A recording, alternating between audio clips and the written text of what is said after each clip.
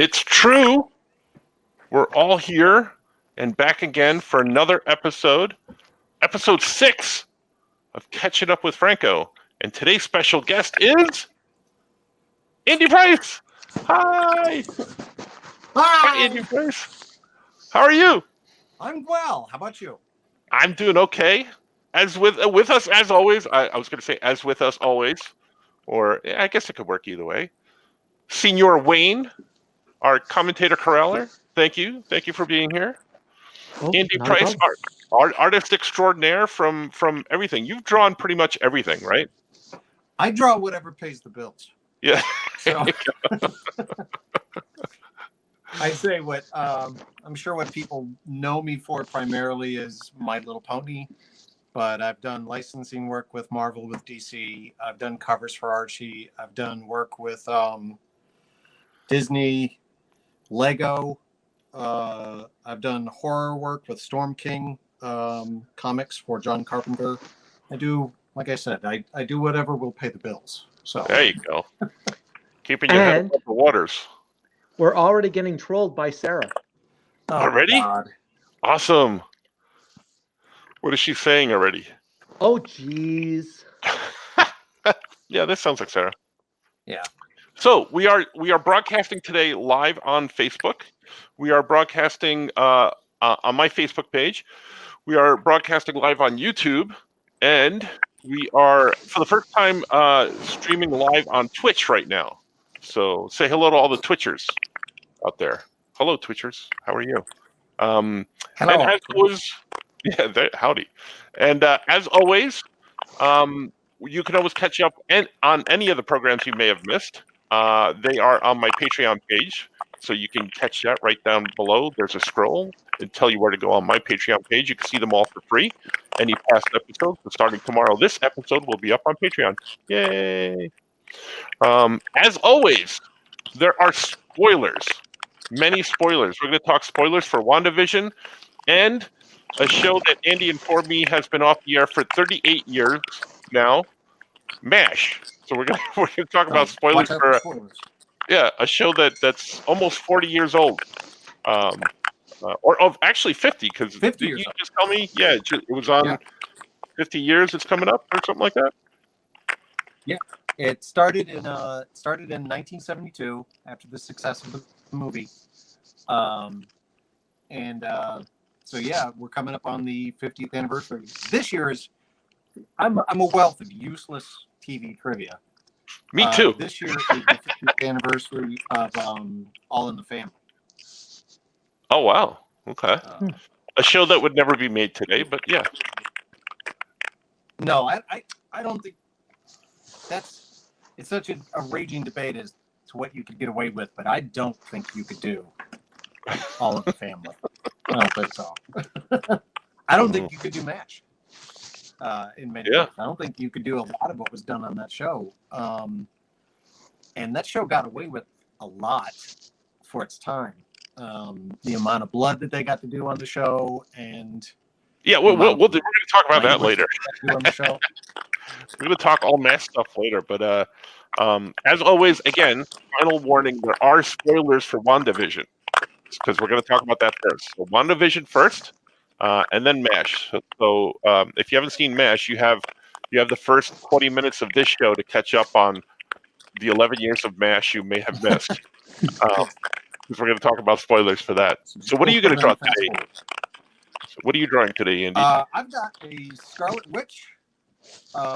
She is ready for colors, and so I'm going to be doing some color work on her. When I do my colors, I do a very basic coloring book outline. You notice I don't do any heavy blacks or heavy hatching because these markers will end up smearing it if it's too deep. So I just do a very faint outline. I do all my colors, and then I will do final detail inking on top of the colors. Oh, very cool. Awesome. That's what let me show everybody. I'm going to be working on, because we're going to talk about WandaVision, and I still have, this is my pen drawing my preliminary pen drawing that I do of the Doctor Strange, and I'm going to ink it and color it right on here. because I maintain that he's still going to show up in WandaVision. So this is why I have chosen thusly. All right. I think he's going. I think he will as well. Yeah, right? See, he has to. He has to. All right. There's been So before some, we start, oh, go ahead. Oh, I was just going to say, there's been some hints here and there of somebody big showing up, and that he just makes so much sense, with everything that's going on, that he would be the one to show up. So, Although I got to tell you, I did not see the Pietro showing up from the X-Men movies. So there could be another hint to throw. Yeah, it could be another guess to throw us off. Another trick on us. But yeah, did everybody out there see today's episode? See the new one? I think so. Anybody have anything to say before we start, Wayne? Yeah, I just have to respond to someone's question. Yeah. All right, so we're not supposed to forget about Andy Price's singing career. Oh. And Sarah will have her revenge at some point. Jason wants to talk models with Andy. Art's going, oh yeah. Oh yeah, Art. Scoot's talking, hey, we got to talk about Pacos first. Man. Sarah's going to bow out for a bit because she doesn't want to be spoiled. And D. Brad says, good evening. And YouTube is empty. There's no comments on YouTube and nothing on Twitch. Yay. So I have all the platforms working. You're awesome. Thank you. All right. That works. Oh, all right. Ian asked, can Andy sing? Can I sing? God, no. Sarah, why is she bringing up your singing career? What does that mean? Because Sarah is the only person that has actually talked me into doing karaoke. Oh. What was the song? Was it? I had the time of my life. I did "Stroking" by Clarence Carter. And if you don't know the song, I strongly urge you to go to Spotify and listen to the song. I'm not going to sing it here because it's rather adult. But yeah, for years, Sarah tried to push me into doing karaoke, and it is actually a weird fear of mine, singing in front of people. I have no problem speaking in front of public. I've been on stage, I've done acting, I've done all kinds of presentations, whatever. But singing, that is right out. That is right out. And she got me to do it, and I still don't know how. I wasn't even drunk. Wow. So I don't. She's asked me to do it, and I've said no. No, nobody needs to hear that ever. Yeah. Yeah. Don't be surprised if someday you're up there singing and you look at her and you're like, "How did you do this?" Because that's what I looked at her and I was like, "How? I mean, it wasn't. We were in a room full of people. Like maybe we were in a private room. It wasn't like an open bar or something, but still, there was like 15 people in that room. I was like, even one person is too much for me. But she got me to do it. Well, there you go. Well, Ian Denny wants to know, can you sing Elton John, Andy? Ian, you sit down. You sit down and you think about what you've asked there. You go sit in the corner for 5 minutes, Ian. Yeah. You don't want to punish the world like that. No, now Sarah disagrees with you. She thinks you were great. Oh, this is just a ploy to get him back up there somehow. Yeah, I don't know what kind of cork she pulled out of me to get me to do that. But now my wife wants me to do it.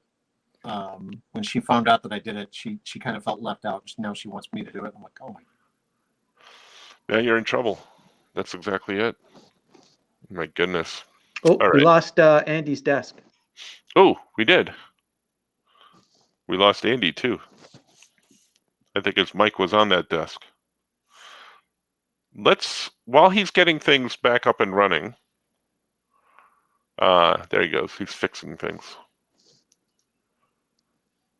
While he's getting things back up and running, let's go over a playlist of songs that he could be able to sing when he comes back. Oh, there he is. Yeah, I don't know what's going on here. I think you got to flip the picture around.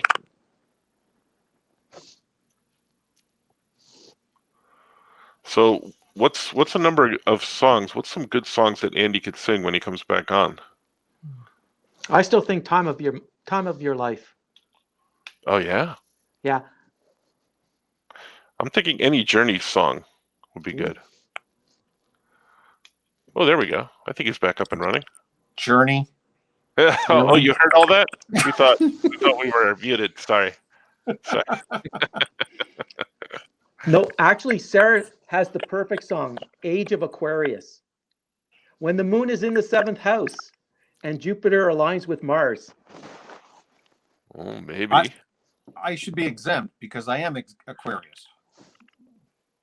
That's a terrible excuse. I was going to say, I don't think that deals with anything. All right, let's get into this WandaVision thing. We'll get to the singing portion at the end of this. Whole thing. Yeah, I think it's a good idea because this way we get rid of Sarah. So, oh yeah, because she hasn't seen it yet. That's right. I think that's good. All right. So, what do we think episode wise? Tell us your feelings, Andy. I think that for the most part, this was kind of a standard episode until we got to the end. I mean, we got the reveal of. I don't think she's our main bad guy, but she's at least one of them. I think there are others involved here. I don't know that she's a bad guy. That was a. Well, I say that from the comic standpoint. She's the old Fantastic Four villain. Mm-hmm. Her abilities, she has the ability to tap into other dimensions. So that makes sense for Pietro B, whatever we want to call him. And her son's name is Nicholas Scratch. That is the name of the rabbit. Mr. Scratch.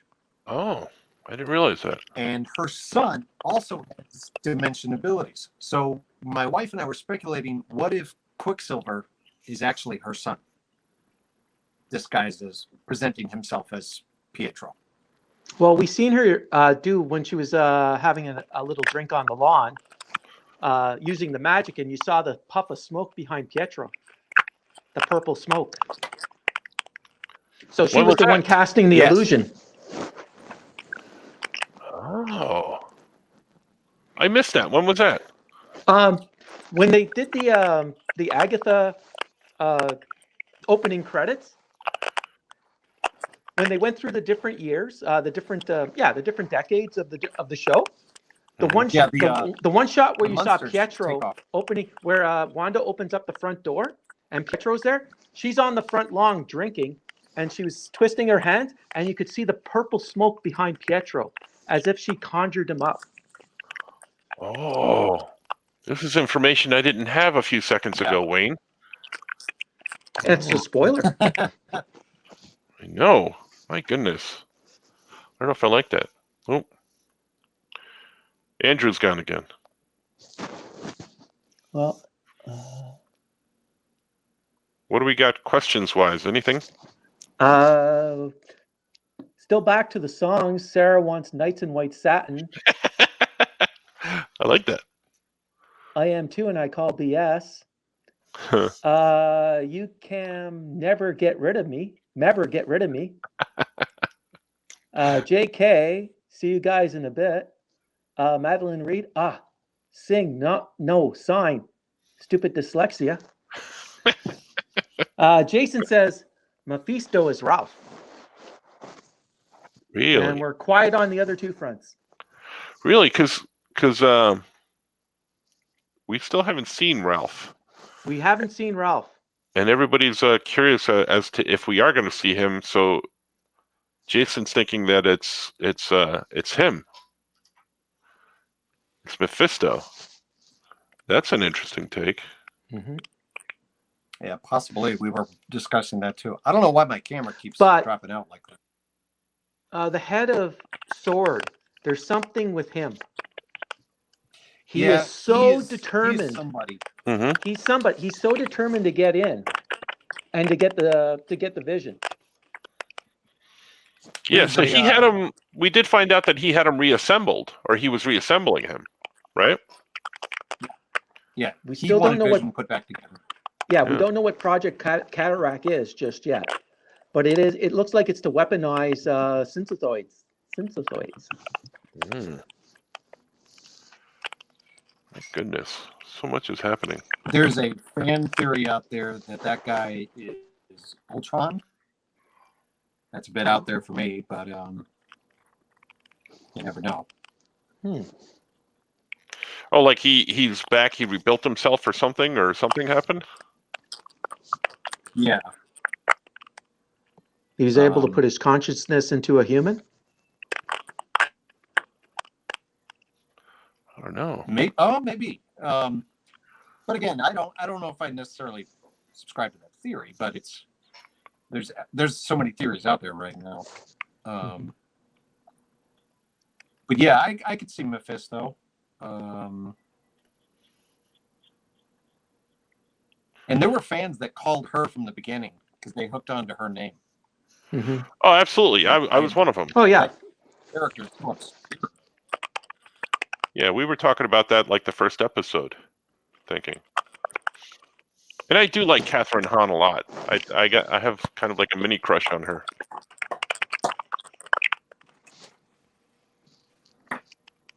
So I'm enjoying her antics. You know? Yeah, she's been fun. Ali Tarantino And says. it took me a few minutes to realize that this episode was The Office. Oh, the beginning was The Office, and then when Agatha showed up, it was the Munsters, definitely.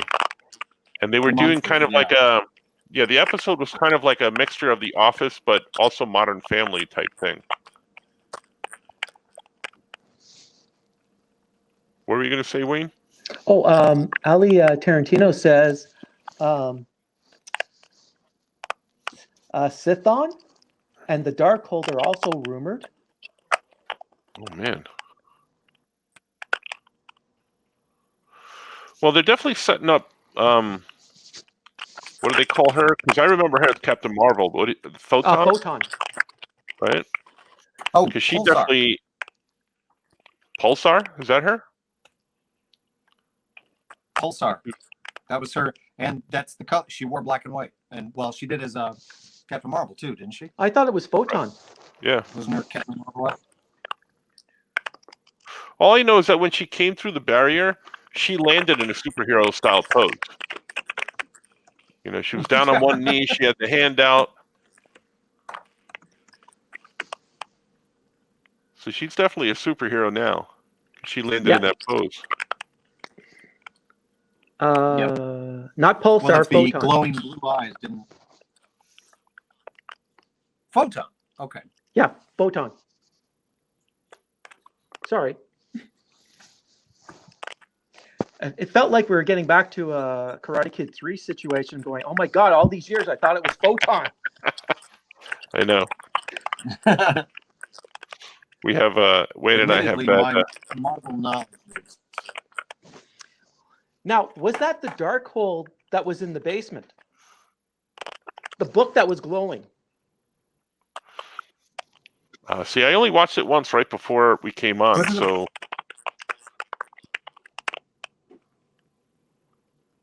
I don't know. I didn't get a good look at it. To be honest. Now that you No, say that, I'm not and sure, we 'cause couldn't I guess actually I thought see it- like the it looked design like on the a front of it to sort of determine if it was the Darkhold. It was too dark. Yeah. So then, if it was too dark, it definitely proves that it was a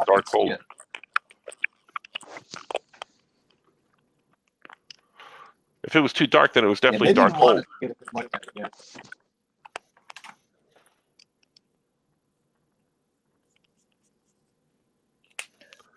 Ali thinks that most people are thinking that the book in the basement is the dark hold.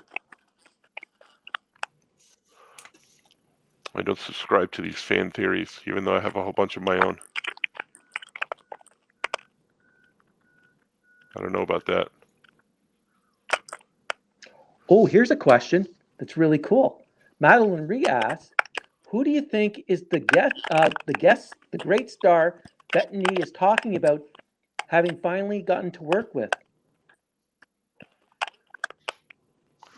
Did Bettany go on and say that there was somebody that was coming I don't on the know. show? I've been keeping. I haven't been following any of that. Madeline, you're going to have to elaborate a little bit, I think. Yeah, I mean, at least within the show, the only person that I would know of that he's had interaction with is maybe Kat Dennings, that's suddenly out of the blue, because everybody else has been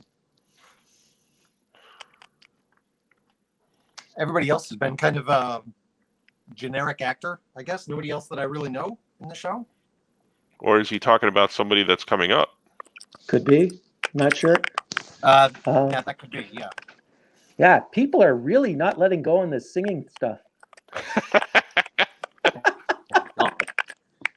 Oh. Why would you want to do that to yourselves? That's like purposefully stepping on a Lego. Okay, I mean, Ali. That's that kind of pain. Ali brought in something again. It dealt with the commercial, and I thought so too, from Howard the Duck, the nexus of all possibilities. So she says the Nexus commercial, Nexus beings, Wanda takes one of the Nexus pills after the ad. But I'm thinking when I saw the Nexus commercial, I was thinking of the Nexus of Possibilities from Howard the Duck, where we got Howard with the man thing. Or that's just way too deep. Yeah. I don't know. I was glad to see this commercial. I was beginning to think as we got deeper into the episode, we weren't going to get one. But the commercial last episode, as great as it was for the time period, it didn't fit in with the rest of the commercials. What was the theory last week, that the commercials represent the different Infinity Stones? Yeah, that's what I said. We're not sure now. Basically, everything I said is probably not true, never coming true, and I'm blowing everything out, my ear hole, because nothing makes sense. Madeline's come back. She was saying it's theorized that Bettany was talking about Patrick Stewart. Whoa. Now, there's something. That's something I hadn't even thought about at all. Oop. He's dumped out again. Wayne, that brings up a whole bunch of possibilities I didn't even think of. Mm-hmm. But that would make sense, because if they brought in Pietro from there. The Fox, yeah. Yeah. And Ali came back again. She's really hitting it. Ali is a he, I believe. If it's Ali Tarantino, it's a he, yeah. Yes, it's an Ali. Sorry. Yes, a Nexus being is able to connect to all timelines and realities, I believe, which would connect to the setting up of a multiverse. But we were talking about setting up the multiverse, that Wanda be able to tap into that. Yeah, well, the Multiverse of Madness is the name of the Doctor Strange picture that's coming. I don't know. Madeline brings up an interesting point, one that I had not considered, Wayne. Patrick Stewart would be. That's interesting. That's out there. And she says it. I think it would be, if he shows up, I think it would be kind of a farewell performance as the professor for him. Andy, what about this? What if he shows up as Picard? Well, it could only improve the last season of Picard, that's for sure. Now, are we talking about the android Picard or the human Picard? Oh, God. Oh, come on. Maybe maybe Picard is Ultron. That's it. Yep, I figured it out. That's That's the end it. of the program, guys. We figured it out. Picard is Ultron. Yep. Man, That's brilliant. interesting. Yeah, that's it. I love that. I love that It idea makes now. about as much sense as the whole season of Picard. I'm annoyed at Madeline now. I'm gonna take this out on her because now if that's not what happens, I'm gonna be upset. Ooh. Get ready for your mind to get blowed again. Uh-oh. On YouTube, we have Beasts. I feel Vision is already dead. It's just the perception through the hex that he seems to live. But in reality, he is a false entity.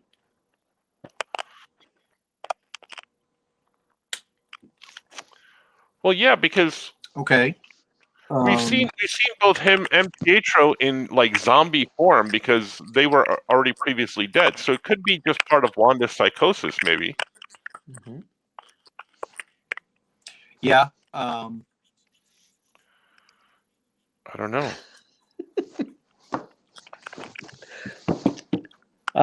Madeline's come back with Bettany has already worked with Ian McKellen and Benedict Cumberbatch, so that's why it sort of leads towards a Patrick Stewart.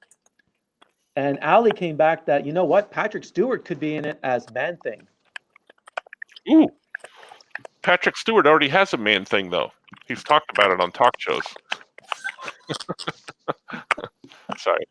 This is kids are probably watching. I'm sorry. And Madeline is okay with your wrath, Franco.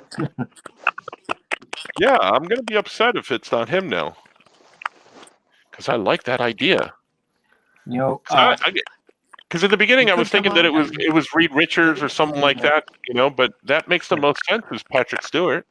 Now, were you disappointed that the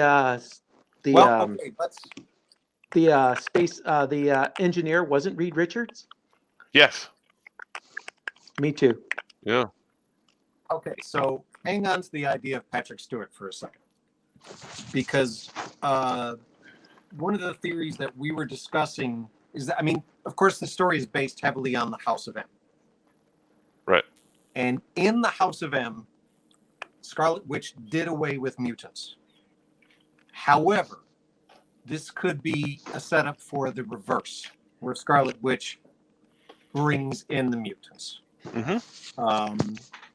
You know, that she brings about more like herself. She's tired of being Alone singled by out herself. and feeling like the weirdo. Right. So she could be bringing in more of her kind. So everything that's happening here could be the opening the faucet to bring in all the other mutants. Right. Well, we've talked about that before on here because this would be an interesting way to bring in all of. You can fold in the Fox universe easily. Yeah. Mm-hmm. Now, one issue with bringing in the Fox universe is, you know, all of these people are, what, 20 years older now? How long ago was X-Men? Yeah, but it's also a great way to what if you bring them in and this is their, you know, you could set this up because who's to say that you can't have another season of WandaVision, or you can't use WandaVision as a vehicle to release another movie, and you can have like the Fox actors do like a swan song in one more film or something like that, and then bring in a whole new cast when they kind of restructure the whole thing. And the passing of the torch. Mm-hmm. Yeah. Kind of an X-Men version of Generations. Mm-hmm. You know it. Yep. YouTube, Beast on YouTube has Hugh Jackman said he wants to do it again. Yeah, I wouldn't mind that. Beast on YouTube has a really cool cameo appearance prediction. Al Pacino is Mephisto. Oh yeah. Oh yeah. That would never happen though, would it? I don't know. Al Pacino already was the devil once with Constantine and Furiosa. That's true. He's so Right. good as the devil, though. He is the devil. I mean, anything can happen. You know, first off, 20 years ago, I was telling people, you'll never have an X-Men movie. It's too ambitious. It's too many people. You can't do it. Now we're chest deep in the Marvel universe, and we've had two Guardians of the Galaxy movies.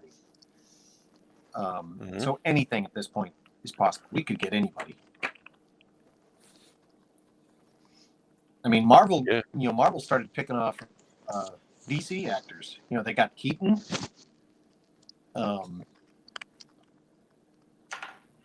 What's his name? Cyclops started with Superman Returns. Mm-hmm. So they can do whatever they want. So what you're saying is the Al Pacino thing is viable. It could happen. Jason says also it's possible for Jason McAvoy to come in as Professor X. Yeah. What if both of them show up at the same time, McAvoy and Patrick Stewart? But then we would need Ryan Reynolds to come in to give us the classic line. Which professor? McAvoy or Stewart? Mm-hmm.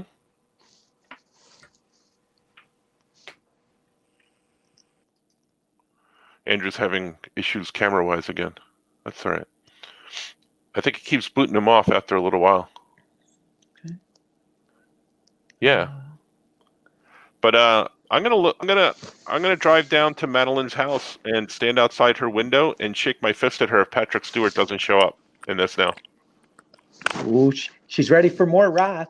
Apparently, Pacino is a contender for the big surprise guest role since Bettany said he's an actor that he wanted to work with all his life. What? Where is this stuff coming? Where are Allie and Madeline pulling our legs here? Are they working in conjunction? Do they know each other? What's happening? This is all dealing. Oh my god!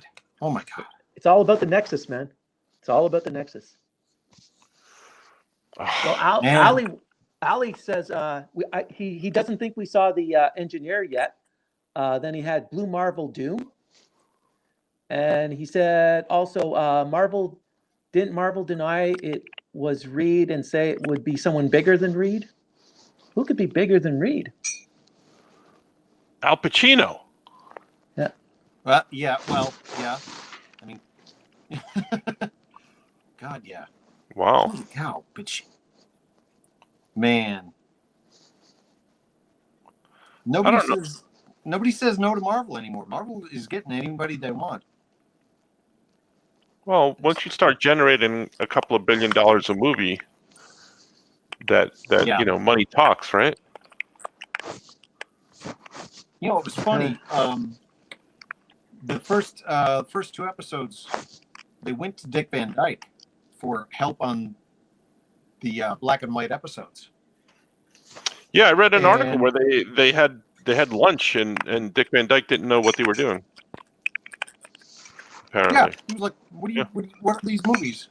And they were like, "Oh, they're only the world's biggest money-making movies right now." And he's like, "Oh, that's cute. That's good for you." Congratulations! Yeah. That's great. Wow. Could it be Dick Van Dyke that shows up? Since that's been confirmed that that's what they've been talking about? And will he have a really bad Cockney accent? They'll de-age him and make him look like, from the Dick Van Dyke Show.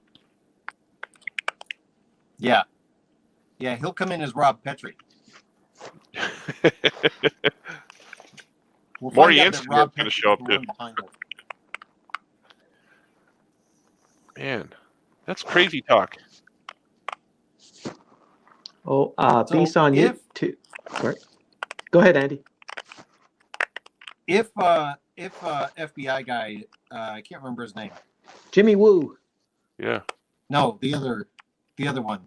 The bad not the FBI guy, the sword guy. Yeah. Hammond. Okay. Who do we think he's? I mean, I guess he could be Mephisto. Yeah.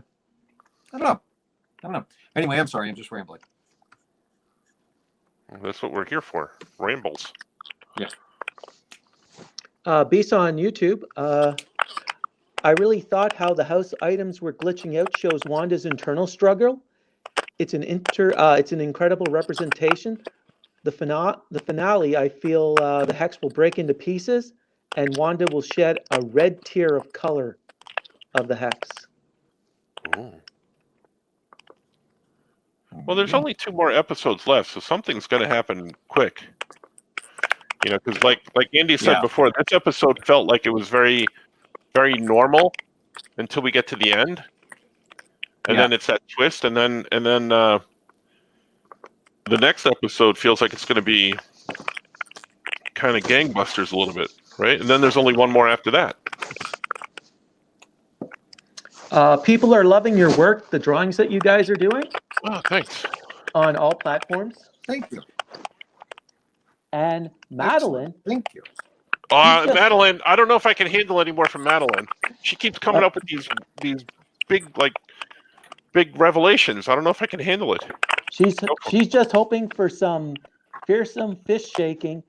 If you want to yell with fury outside the balcony, try to time it between LIRR trains so I can hear it. Deal. I'll do it.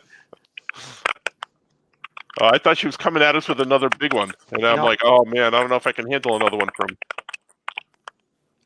Well, if you want a big one, possibility. Beast on YouTube says Mysterio's a possibility. Oh, that would be interesting. I don't think so. I don't know if they have that kind of a relationship with Sony. I know they do for the movies. I don't know if they do for the TV shows.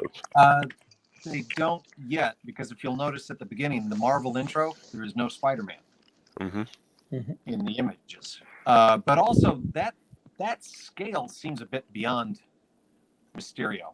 Like maybe somebody else might use his powers, like might use him as a puppet. But I can't see him being the kind of brain behind this kind of thing.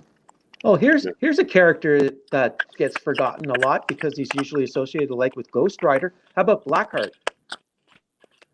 Oh, possibly. That's interesting. You know, I mean, they're supposed to be doing another Ghost Rider because I guess they just want us to forget about Nicolas Cage. I don't know. How could we do that? I know. How can anybody forget about Nicolas Cage? Unless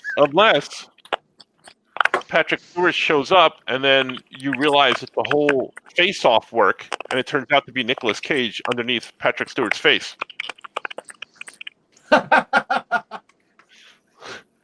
That's also a possibility. No? You don't think so? Maybe not. No, I don't think so. You're just avoiding saying Franco, stop being stupid. That's all you're avoiding. That's dumb. Interesting. All right, what else we got on this episode? Any other revelations that people are going to hit me with? I don't know if there was any other revelations. It was a very quiet episode. When we first saw the circus, there was a performer there.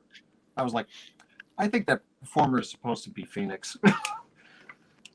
They were all the bird? They looked like a little flame bird. Yeah, I thought that's just maybe that's just me reading into the circus performer, but it did look very Phoenix-like. Oh, that'd be very cool foreshadowing, because then it'll give you a chance, if you go back and watch it, then you go back and say, oh, I was right. We're looking, there it is. There's that clue. Yeah. I like that idea too. Because let's see, if they do bring in Patrick Stewart, then that opens up the gate for everybody else in the X-Men. So would he be by himself? Who would be with him?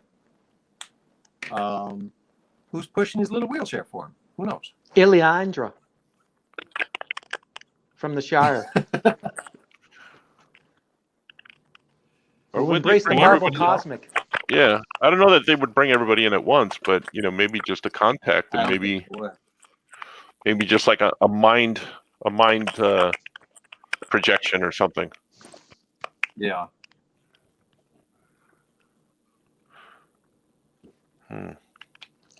Okay. Ali has some cool ideas. There's a theory that the residents of Westview are a coven of witches, one of them being Arcana from the Squadron Supreme. Wow. Well, now when you say a coven, there is that possibility. Agatha Harkness, she's not just a witch. She's a down-home witch. She was one of the Salem witches. Right. So if she's got that kind of age, power, etc., I mean, when you read about her powers, she's ridiculously powerful. So she could extend herself to all kinds of other metaphysical, supernatural type of characters. She could have a ring of people that she's controlling. To prepare for the WandaVision show, I read the 2 miniseries, the Vision and the Scarlet Witch, and in I believe it's the second one, they brought in the Salem 7. Oh wow. But it also begs the question. If she went down there to go look at to go find her kids, Wanda went down into the basement to go find her kids, but they weren't anywhere to be seen. Like she went down into that lair. So what did she do to them? Is she holding them hostage or?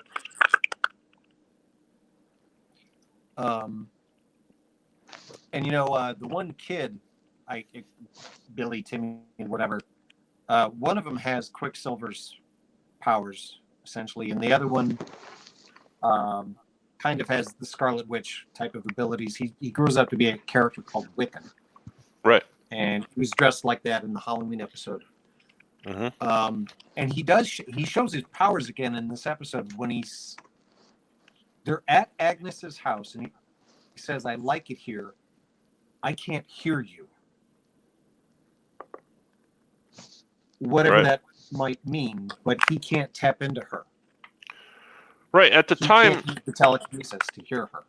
Yeah, at the time I thought it was just like meaning that she's from outside of here, or like what they've been alluding to all this time with her. Like she knows what's going on. She's behind the scenes type thing. Well, we found out that she's behind the scenes here, but yeah, that she was just generally from outside of there and leading into that, I guess. The other thing I was thinking of, that she's quiet because all the other people, or a lot of the people in town, are all crying on the inside. They're all screaming on the inside and are suffering and are pain. And that's what Wiccan is hearing, is all their cries from inside. Yeah. Right. But since Agatha, nothing's really affecting her with the hexes, or she's not really part of Wanda's utopian society, that her mind is still. Because also, he can hear Vision when he was crying out last episode. The kid. So yeah, that's a really good point, and that's kind of what I was thinking of, is like he's not hearing what he hears with everybody else. That kind of nixes out the theory that Vision actually is dead. If he can hear him, unless, I mean, if the kids are really there, which I think they are, the only other option would be that there's some kind of a extension of Wanda. But if they're really there and he can hear Vision, then Vision should be alive. Right? Yes. I'm not disagreeing with anything you're saying. The only thing I'll disagree with you on is your song choice for karaoke, but that's about it.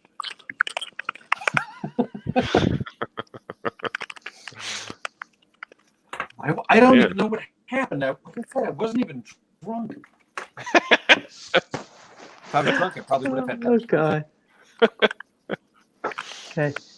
So, coming back to Madeline, Oh no, she's gonna hit us with another bomb. She is. Ooh. And it turns out that Hugh Jackman from The Greatest Showman was Wolverine all along. That's true. We don't talk about that movie. Don't you? You don't Oh like my that God, movie? That movie. I What did you hated like it. about it? Oh my God. Really? Why? It was We're gonna every gonna go into song The Greatest sounded Showman now. exactly the same. Uh-huh. It was yeah. You know, for someone who professes they can't sing, you sure are kind of critical of all the songs in there. Let's hear a melody of the Greatest Showman songs right now. Oh, no, I didn't say that he couldn't sing or anything like that. I just said I didn't like the song. I actually like a lot of musicals. I like a lot of musicals. In fact, probably the movie I've seen more than any other film is Grease, because it was the very first VHS tape we ever had, Right. or rather, Betamax tape at that time. But that movie was terrible. Also, that man was a horrible man. And they P.T. really Barnum, painted yeah. him as a good guy. Yeah. That's looking really cool, sir. He was I like it. I like your Scarlet Witch. Very, very much. Here's mine inked. Now I'm gonna go to colors. Do it. Heck yeah. Start coloring. Man. All right. What else we got on WandaVision? Anything else? Because I don't know. I want the next episode. I know that I said that I like the weekly episodic thing, but I'm kind of really jonesing wanting the next episode right now. Well, when you get these kind of revelations, then you're like, give it to me now. But that's how it ends up being better. That you do have to wait a week. You end up salivating for it. I'm actually really liking having a weekly show again rather than binging it. Right. Just having it all done at once. Because then the world is also waiting along with you. You know. Mm-hmm. We're getting some comments that the children aren't real. Jason and Allie both believe they don't exist. Jason says they were created by Mephisto. Allie brought in Master Pandemonium. Oh. And then he brought in the Enchantress, would be a cool tie-in too. Yeah, I'm almost kind of expecting her.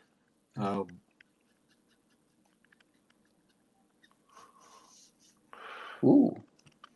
Oh, this is. There's a lot of types. Allie again. There are a few groups of people in Westview: the actual residents, the witches, dead people reanimated, and the twins who don't exist. Yeah. There's going to be some questions answered, that's for sure.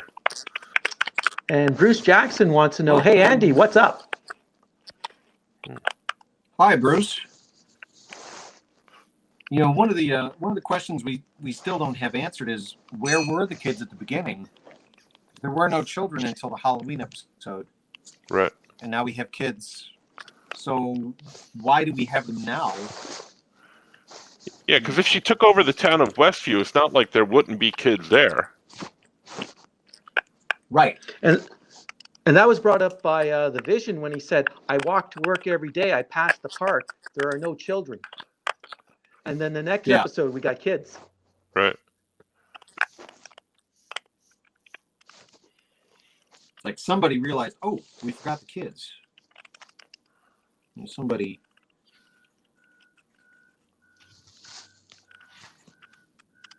Whoever started all of this was like, oh, children. Okay.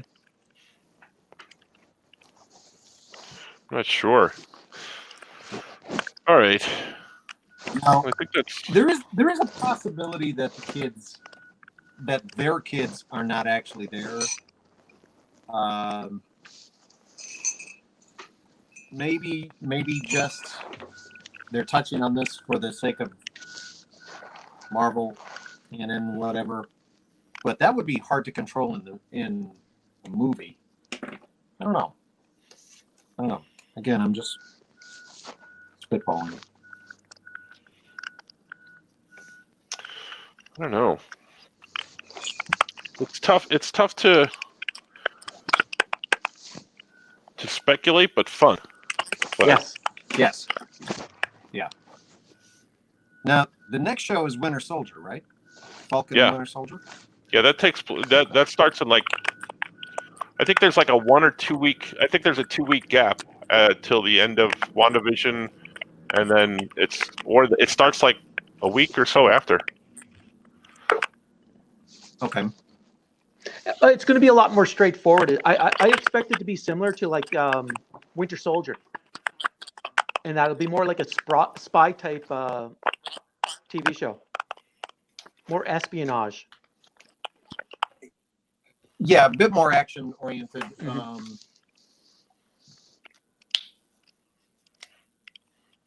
But I'm looking forward to it. I really, really like Falcon. He's one of those characters. I don't know why I've always liked the flying winged characters. Hawkman, Falcon, all those kind of guys. Birdman. Me too. Yeah. Hawkman, Aquaman. I like all those guys. All the weird ones. Yeah. Yeah. But he does a great job. I'm looking forward to that show.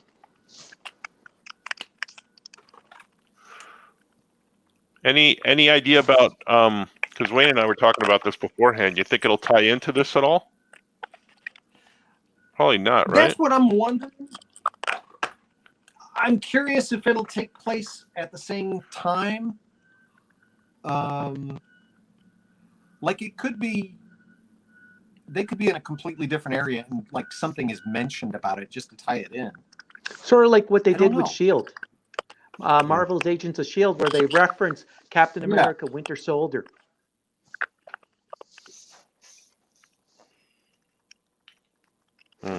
Do you want another one from Madeline? Oh, I don't know if my heart could take it, but yes. Maybe Sword created this to see if they could produce children from a mutant and a synthezoid.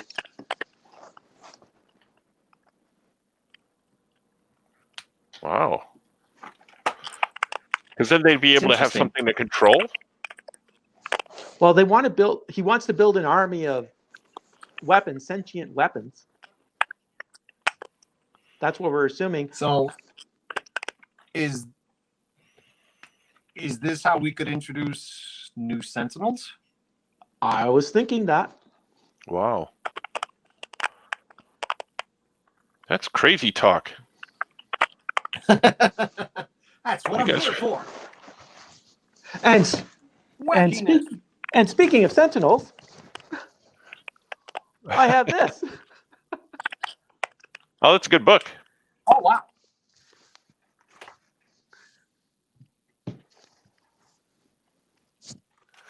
That's good stuff. Man, all right. This is...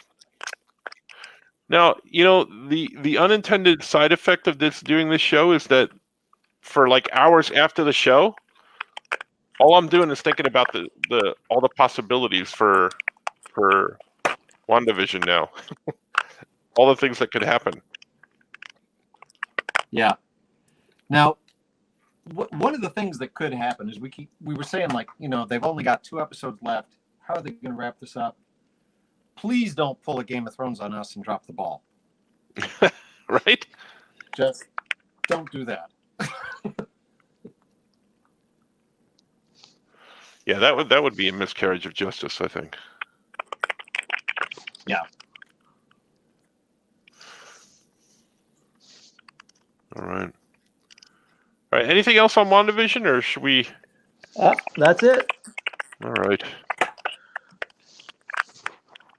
Yeah, I don't know of anything that pops in. I'm still just reeling from the other Pietro. I'm still stuck on that. So, I don't think they can top that for me. I don't know if Pacino shows up, that might do it. That was cool. I mean, that was definitely cool. If Pacino shows up, I owe Madeline a drink. Now, what they could have is Peter Fonda show up. Didn't he die recently? No, they can't. No. Yeah. Oh, I Well, was going to say he died. darn. he's dead. Well, that'd be. Well, he can bring him in CGI. I mean, they could, but that would be a hell of a ratings pull off. Yeah. You know. Because he was the devil in the Ghost Riders. That's right. Yeah. All right. I think they're going to ignore those films, though. I mean, they're going to be ignoring the Wesley Snipes Blade, which breaks my heart. But Well, they said that they wouldn't be adverse to bringing him back in some fashion. well, there is plans to bring in Blade. Can you imagine if Wesley Snipes had a cameo in Endgame as Blade? Can you Yeah. imagine the theaters just going ape shit? Right. Because they. Andy, did you see What We Do in the Shadows? I love that. Oh gosh, yes. We're gonna catch up on those when the new season comes out. Okay. Man. All right. So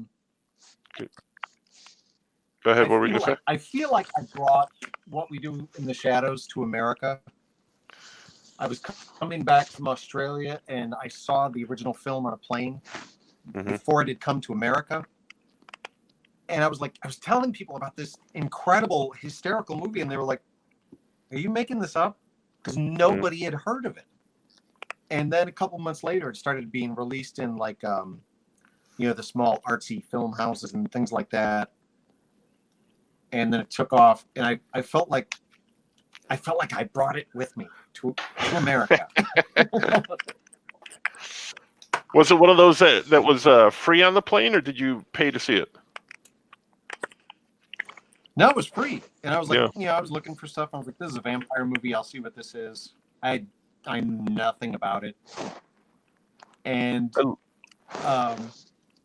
a few moments, it only takes you like 2 minutes in to realize this is not a serious Right. movie. Mm-hmm. And I was like, okay, what are we doing? And oh my god, that movie is just hysterical. I love that movie. I love the series too. Different, but hysterical. Oh, I love Nadia is easily my favorite. Yes. She is hysterical. And Puppet Nadja. Well, when it comes back on, when it comes back on, we'll have to have you back on and talk about that. All right. So basically, all I could say about the rest of WandaVision is that you and I might have to wind up buying Madeline dinner at some point because she's going to be spot on with some stuff if this stuff comes out to be true. Probably. Yeah. So Probably. I owe Madeline anyway. She brought me an Ellen Alda autograph at I think it was last year's or the last New York Comic Con we were at. oh wow. That's a perfect segue because now we're going to get into MASH. You see what I did there? Yeah. A perfect segue. That's great. Let's talk about MASH. Let's talk about. So, what was your first episode of MASH? Do you remember? Oh God, no. Here in New York, the local Fox station now, Fox 5, was WNYW back in the day, and every night after dinner and doing homework and stuff like that, before bedtime, 7:30 before prime time, they would show MASH, and they would show 2 episodes sometimes, I think, if I remember correctly. But I would watch it all the time. So I watched everything in reruns, and then did happen to watch the finale as it happened, because then that was later on, and I was older. But I started watching them in reruns, and then would catch up as they were coming out. Okay. So I can't remember I know which ones stick with me and haunt me, which episodes haunt me, but which ones, the first ones, I can't remember. How about you? My first episode, I was flipping channels, and it was 1978. I was flipping channels. You remember what And day? Suddenly, there's it was a weekend because I was at home. I was not in school. But I was flipping channels, and suddenly there's a naked man walking across this army compound. I was like, "What?" And that was the episode is titled "Dear Dad," and that was my first episode. It was season 1 or season 2 episode, where Hawkeye says, "This camp is so blind, everything that's going on there. Everybody is so bored. Everybody's in such a trance. I could walk across this camp naked and nobody would notice." So he does it. Mm-hmm. Right. You know, but that was my first episode of MASH. So that wasn't on a rerun. That was in prime time. Watching that probably. Well, no, that was a repeat by 1978. They were in 1978 would have been season 8, season 7, I think. Mm-hmm. Season 7. They would have been into season 7. But that was a repeat that somebody, that they were showing in the afternoon. But it was funny. My older cousin loved MASH, and I remember whenever we would go to visit them at my aunt and uncle's house, he would throw a fit because as the company and as the little kid, I got control of the TV. I watched Batman. He could not watch MASH. So it was, years later where MASH finally got to me. And I'm sure he felt some kind of karmic justice at that. But yeah, I can tell you all the useless trivia you want to know about MASH. Well, give us one of the most obscure ones.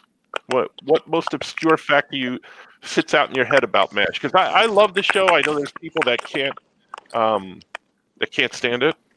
Others that don't want to. But I thought it was one of the greatest television shows of all time. They're just bad people. Those are just bad people. Just don't associate with those people. Here's something weird. The only character on the show that is from a fictional hometown is Hawkeye. There is no such place as Crabapple Cookie. I didn't His realize college was also fictional. Androscoggin College. There's no such place. Everybody else on the show is from an actual town that went to an actual school. Hawkeye's is fiction. Why is that? The character of Hawkeye was created by a man named Dr. Richard Hornberger, who penned the novel of MASH under the pseudonym of Richard Hooker. And he was kind of autobiographical. He was in a MASH unit in Korea. His MASH unit was the 8063rd. The 8055th, which is occasionally mentioned in the show. But he wrote about escapades that they did and kind of fancied them up for the sake of a book. But in keeping it kind of autobiographical, he changed a couple things and made a couple things up just to hide names. But that was such a big part of the character that it transferred over into the show. But other characters like Klinger, who was created for the show, he ended up being from Toledo as a throwaway line because Jamie Farr is from Toledo. So we just said, we'll say Toledo. Well, I know that. He's like, okay, yeah, I know that fine, Jamie Farr was only supposed to be on one episode, and I know that his character was originally supposed to be gay on the show. Well, yes and no. His character wasn't necessarily supposed to be gay. His character was based on something Lenny Bruce actually did when he was in the Army. Lenny Bruce actually did cross-dressing to try to get out of the Army. And the infamous reputation that Lenny Bruce had, that was something that the comedy writers just kind of stole. And again, he was only supposed to be a one-time loony ball character to show, hey, everybody in this unit is wacky. Mhm. But he was such a hit, and everybody loved working with him that they brought him back. I mean, by Right. that time, Jamie Farr was a TV pro. He'd been in everything. Mhm. And he kept Yeah, I caught the other night. I caught him on an episode of Dick. Yeah, I caught him as a delivery guy in the Dick Van Dyke Show. I think he was on there a few times, right? Yeah, he was in the Dick Van Dyke Show. He was in Gomer Pyle. He was in the Andy Griffith Show. So was William Christopher, Father Mulcahy. But like one of the things, all right, useless trivia again. One of the things MASH fans debate is, was Hawkeye actually from Crabapple Cove? They finally later said, yeah, he was from Crabapple Cove. He states that. But early on, he says he's from Vermont. At one point, he alludes to being from Detroit. As much as I love the show, it is probably the absolute worst continuity of any show that's ever been on television. I like to think like there's different. They go in and out of different universes of MASH. Like on Fringe, there's like the Mirror MASH, and that one has Trapper, and then this one has Hawkeye. How else can you explain this 3-year war lasting for 11 years? Right.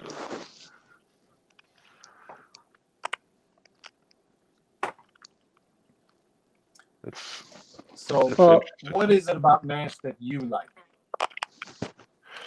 What do you like? What do you not like? I like that. It's funny. It was always funny to me. One of the things I couldn't comprehend, when I was younger and watching it, is like I know war is bad, and some of the things they cover in here are not funny. So I couldn't really understand how they did both this serious show, but yet how it could also be funny. Because you were so vested in the characters and you followed them along. One of the greatest things was the way they tortured, Frank Burns. But then, they get into these serious moments where, they're actually touched by what Frank is doing or something that happened to him, or, and that my small little pea brain back in the day couldn't wrap itself around those things,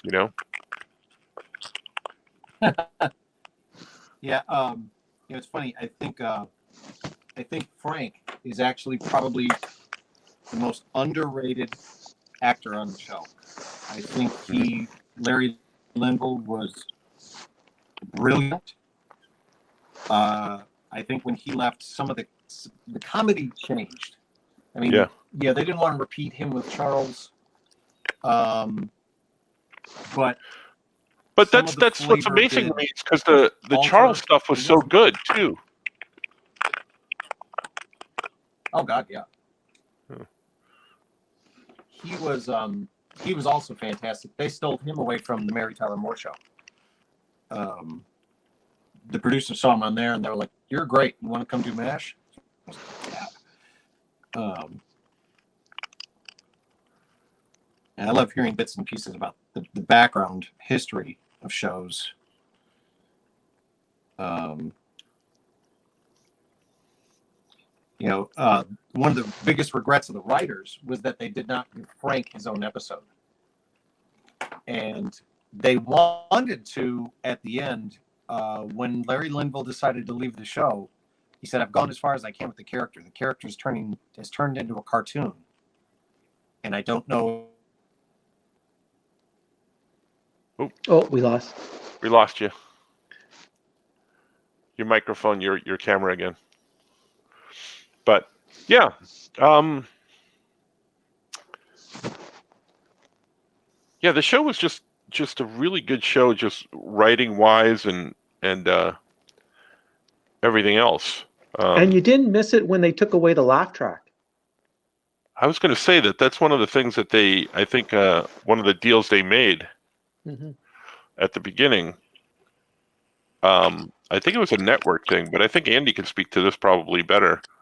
But one of the things that I remember reading at some point was that they didn't want to do the show without the laugh track because they wanted people to not be so down and dour about some of the subject matter, I think. Yes. The actors said they did not want the laugh track. CBS said you have to have it because they were promoting a comedy.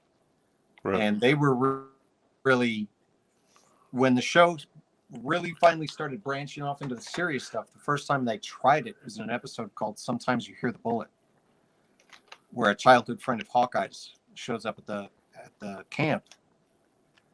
He's a reporter. He's following a unit, and then he ends up coming in later wounded, and he dies on Hawkeye's table. And the network was furious. They were like, this is supposed to be a comedy. They're like, well, the episode's done. It's in a can. We don't have anything else to show. We got to show it. You know, they really tried to push the envelope as much as they could. And every time they did it, the network got mad. And as a result, they had very, very strict rules on set about what they could and could not get away with and what the actors could and could not do so that they could try to make the show, you know, as controversial and as contemporary as they could. But yeah, the laugh track was a compromise. But one of the things they did is they said, okay, we'll do the laugh track, but there will be no laugh track in the operating room. Mm-hmm. So if you watch the scenes, there was no laugh track. Didn't And like certain overseas? episodes, Did they take out the laugh track overseas or something like that? They got away with not really. Yes, in the UK there was no laugh track. Yeah. And I don't know why they got it different from us, but yeah. Well, I just think they had a very different, you know, idea of what, like, you know, this is about war. It shouldn't be. They shouldn't have the laugh track because yeah, there's funny moments in it, but nothing that should be like, you know, forced canned laughter. I think. Right. I mean, it's a weird concept for a show. We're gonna do a comedy in a war zone. You know, I guess executives are easy to pull stuff over on. I mean, for the love of God, we Hogan's Heroes for what, 7 years? Yeah. Right. You know, a show about a Nazi prison camp. Mm-hmm. But MASH really was ahead of its time. MASH got away with a lot of stuff, especially after they got popular.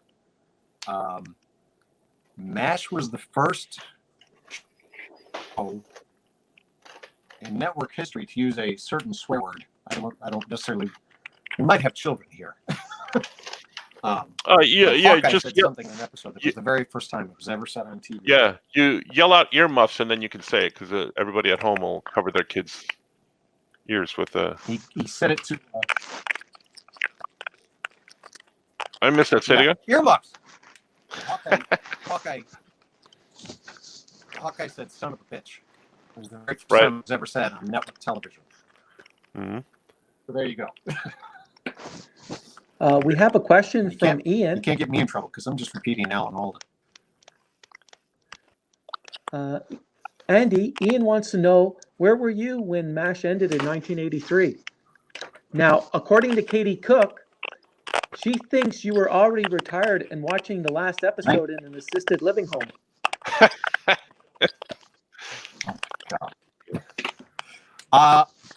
I'm not that old. I was not an assist. I was just in the villages in Florida. No. 1983. I was 14 years old. I mean, I watched it when it was broadcast. I remember watching it. All the lights off in the room so I could concentrate on the TV. I watched it. And then I watched the horrible sequel show of Aftermath, which that's all we're going to give to it. Yeah, let's not talk about that. But yeah, I was there. I saw it. I saw it broadcast. I saw it live. Now, Sarah has a MASH fact for you, Andy. Did you know that Iggy Pop also did the same thing like Klinger to get out of the draft? I didn't know that. Oh yeah, And that figures. I can see that. I can see that. And Bill O'Donnell really loves what you guys are doing, especially you, Andy, with your sketch card. It's weird. Oh, thanks. Yeah, let's show the sketch card. Oh, thank you. I'm starting to block in a little bit of background here. Give you guys a better look at it. Love it. It's like I was great. saying at the beginning, that for you guys that came in later or whatever, I did a very basic outline here, and I'll do my final inking once the color is done. I'll do some heavy blacks and some cross hatching and things like that. But I can't do that until the markers, so that they don't smear it. It's very cool.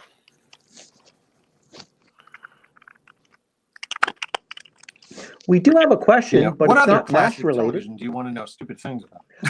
Oh, well, no. Speaking of television, Yeah. segueing, we have a bunch of questions from Bruce Jackstone, dealing with, and it's for Andy or anybody else, any cartoons from the 2000s that you all like. His were Mary-Kate and Ashley in action, Static Shock, and the two versions of Justice League, the original and Unlimited.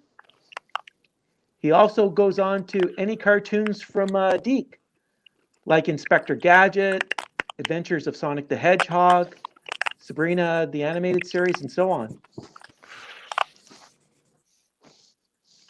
Yeah, all those.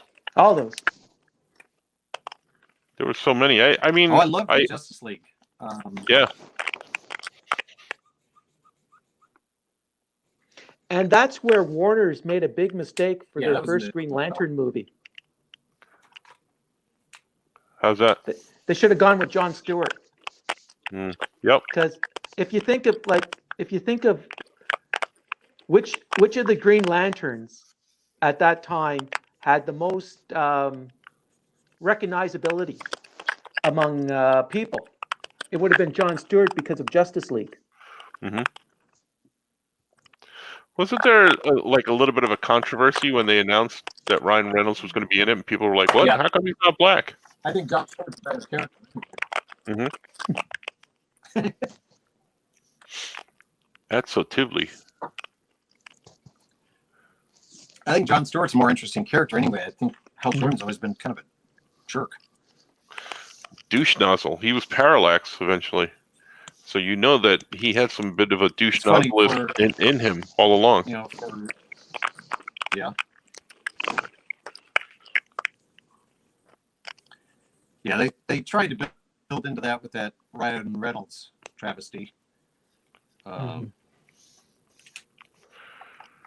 Which, for as bad as it was, let's be honest, Mark Strong was great as Sinestro.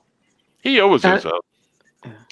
Well, he was great as Savannah, Yeah. Dr. Savannah in Shazam. Yeah. Or really, Captain Marvel.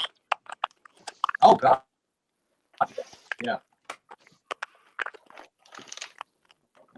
Now, yeah, what let's say Captain Marvel. Yeah. That's Yeah, Captain let's say Captain Marvel. Shazam's wrong. What I loved about the Justice League, the one episode I remember was the three-parter dealing with the Thangarians. Yeah.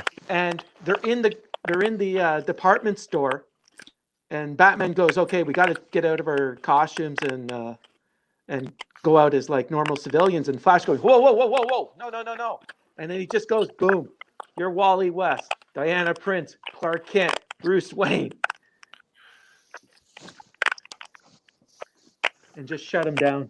Yeah. It was fantastic. Like it was. Yeah, that was the first time that show acknowledged their. Yeah.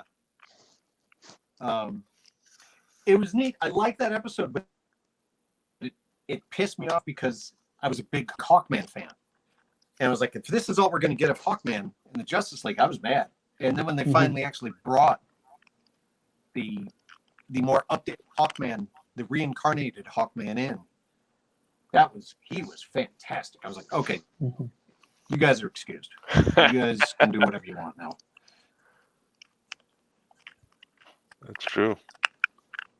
Yeah, I liked all that stuff. I like the old. I love Thundar the Barbarian. I love that show. As hokey as it is to go back and watch some of those now, I love Thundercats. I just thought there was so much potential, and there was. Oh, that is a hard show to go back to. I love Yeah. Oh, yeah. But I would watch it every day after school. I loved it. Oh gosh, yeah. It's a license that unfortunately now has been screwed with. Sometimes I doubt anybody's going to do anything with it. That horrible Thundercats roar that lasted what? Just a couple of episodes. I didn't even see that. About? Yep. They hired the same guy to do an Aquaman miniseries for Hobomax that's coming out. I think they just released some artwork for it the other day. Yeah, I just saw. Yeah, I just saw a still from it. It's weird. It is weird. I'm okay with weird as long as it's good. More power to him, Mike. Yeah. I don't really have a problem with weird as long as it, story and everything else is good. And that's usually where I have an issue. Yeah, I don't mind weird as long as it's good.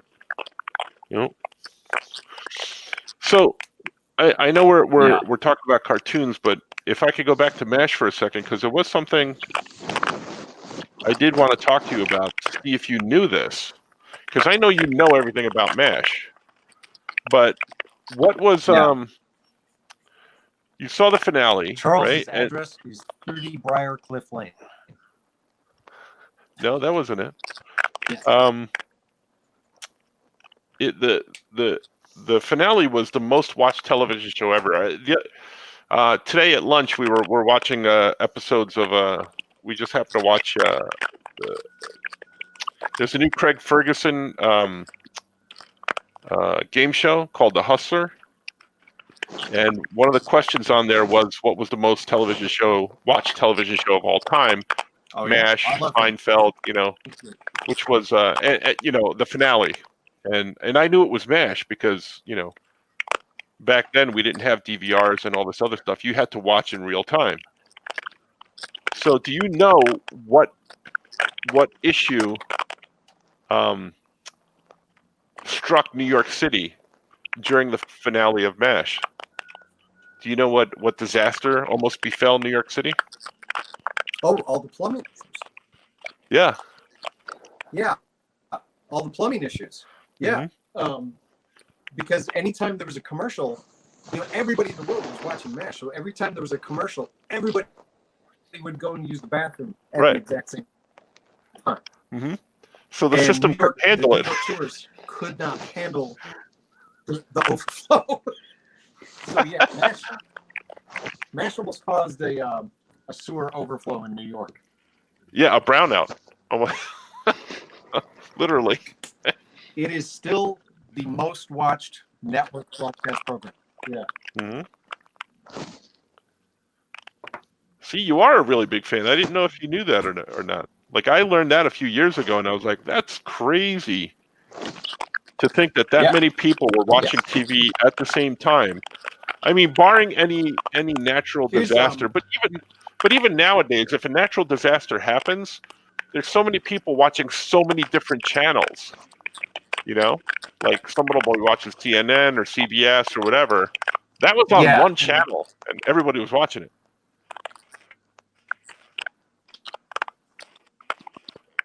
Yeah.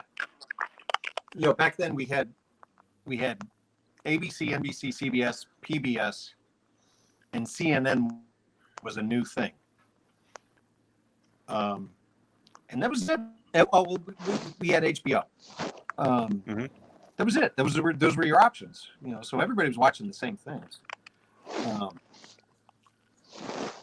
But here's another useless tidbit for you. Yeah. If you remember the last episode, when everybody's leaving, Charles gives a book to Margaret as a parting gift, and he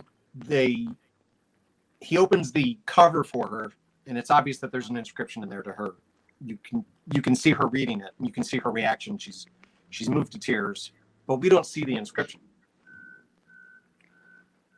Found out years later that David Ogden Stiers, the actor who played Charles, had written his personal phone number in the front of the book and given it to her.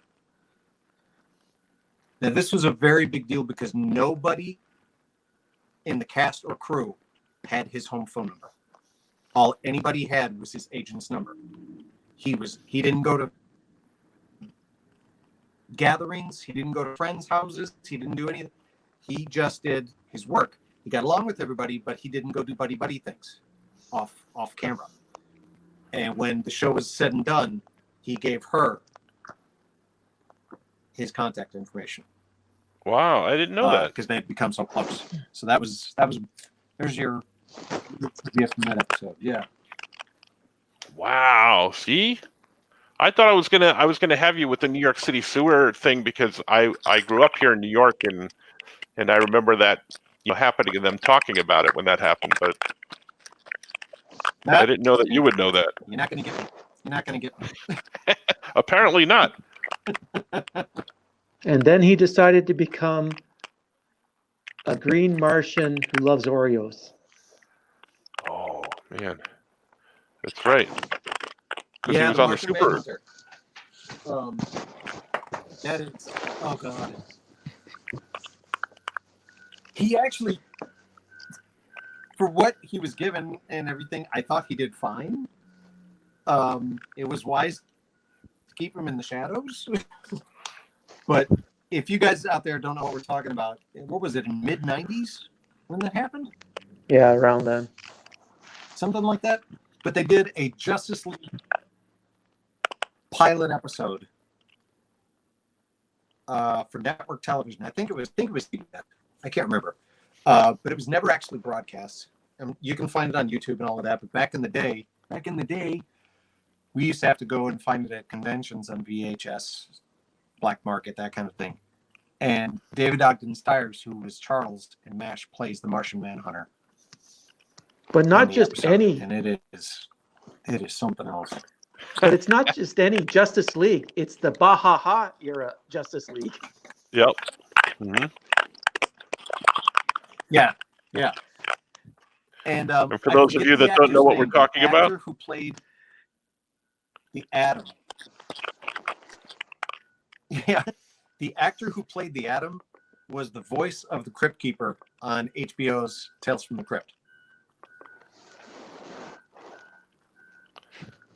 Yeah, I've never actually seen this. I know of it and I've heard of it, but I've never actually seen it.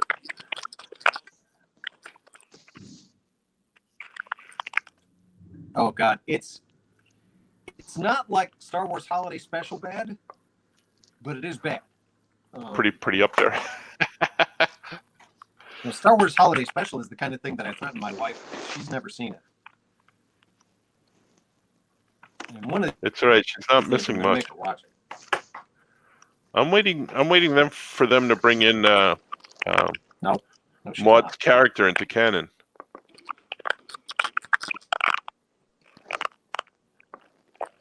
And Harvey Korman. According to George Lucas, he says that show is canon because it's on film. He said if it's on film, it's canon. Wow. Which just stabs at the heart a little bit, but actually, I find it hysterical. I'm not that big of a Star Wars fan.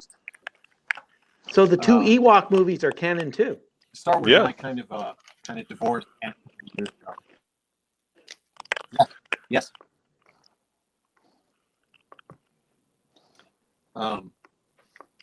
And they did something else recently about Life Day, didn't they? Didn't that come up in something else? Was that the Lego? Or I don't. Who knows? Who knows? I don't remember. Yes, that was it. That was it. The Lego thing was Life Day. Yeah, you're right. For those of you out there that don't know what we're talking about, Wayne mentioned the Bahaha Justice League, and that's the what was it? Late '80s, I guess. Late '80s Justice League with Keith Giffen writing. Keith Giffen, It started J.M. DeMatteis, 87. Kevin 88 McGuire, with, and Al Gordon. Yeah. And J.M. DeMatteis and Kevin McGuire. Yeah. And then later became the very first DC work for Adam Hughes. He started on Justice League. He worked for Kevin McGuire.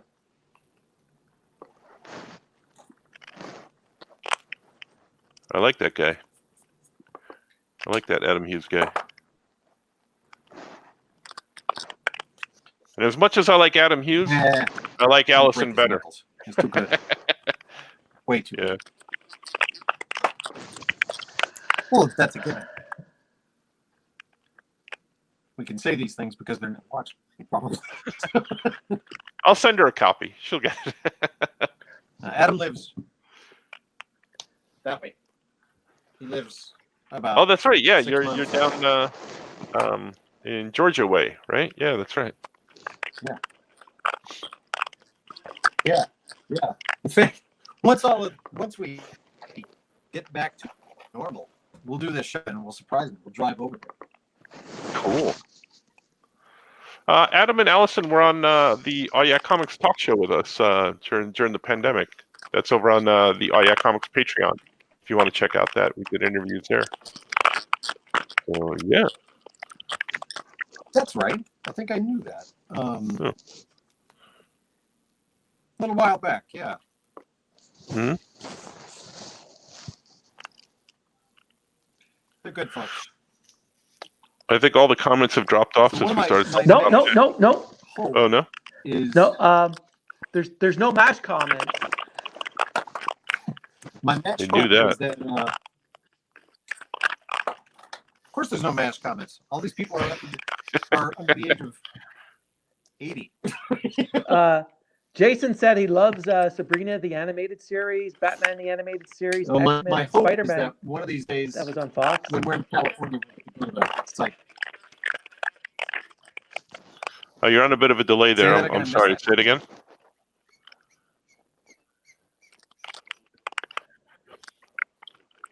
Yeah. What was that again, Wayne? Sorry, I missed Oh, that. sorry. Jason said that he loves Sabrina the animated Teenage Witch, Batman the animated series, X-Men, and Spider-Man that were on Fox. Madeline says, "Hey, don't make this the super suit green or animated." Jason again said we should be watching the Star Wars holiday special on Riff Tracks. Oh. It'll make it a lot better.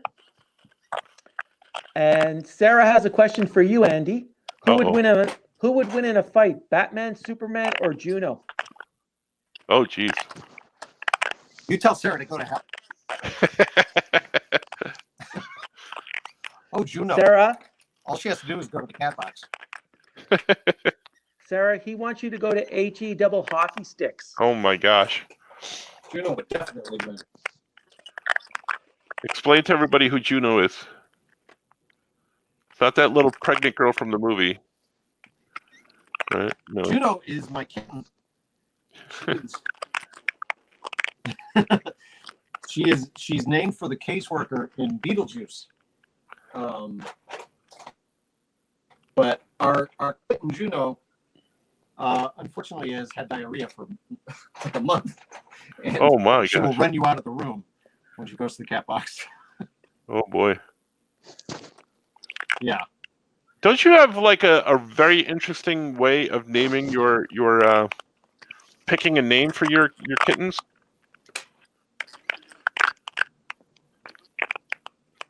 All of our cats, we have, God help me, we have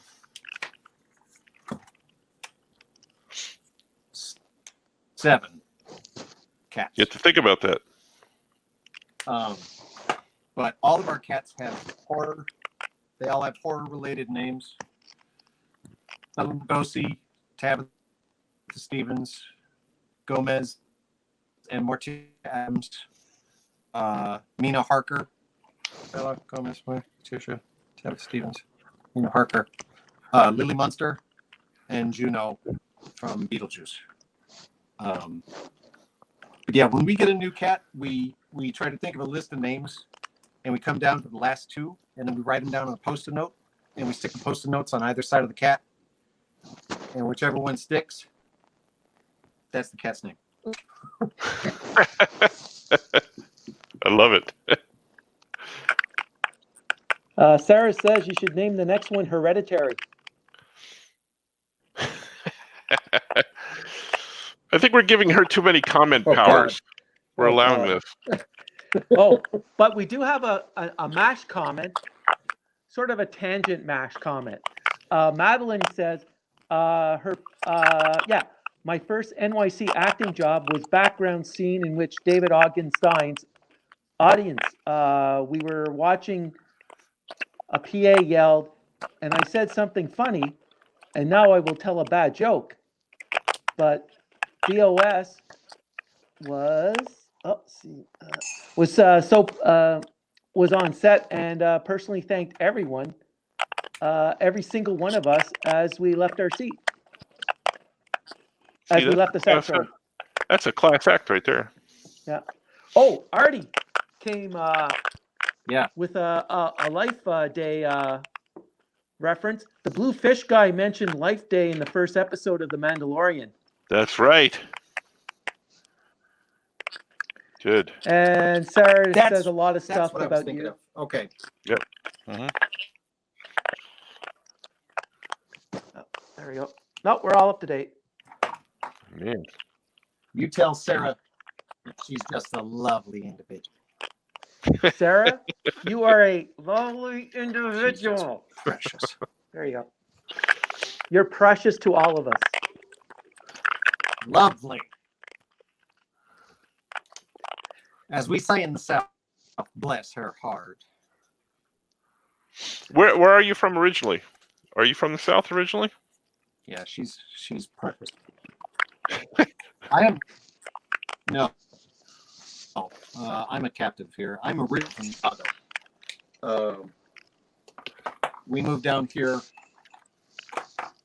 I pretty much grew up in the South, but I still claim Chicago as my home.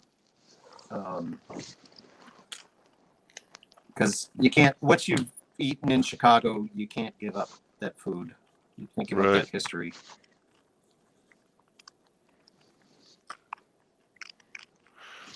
Well, I know what it's like. I grew up Italian, so you know. We do have a request for Andy. Oh. Is it time to talk about models? There's a deep. I'm not singing. Oh no, we're saying talking about models, not singing. All right, Andy. Who do you want to talk about? You want to talk about Heidi Klum or Cindy Crawford? Which one? You pick one.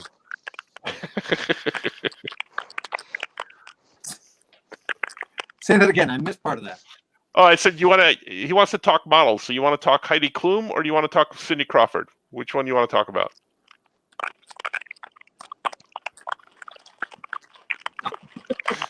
If we're talking those kind of models, I brought out a couple. Most of my models are still packed up. We moved into this house last spring, and a lot of my stuff is still packed up.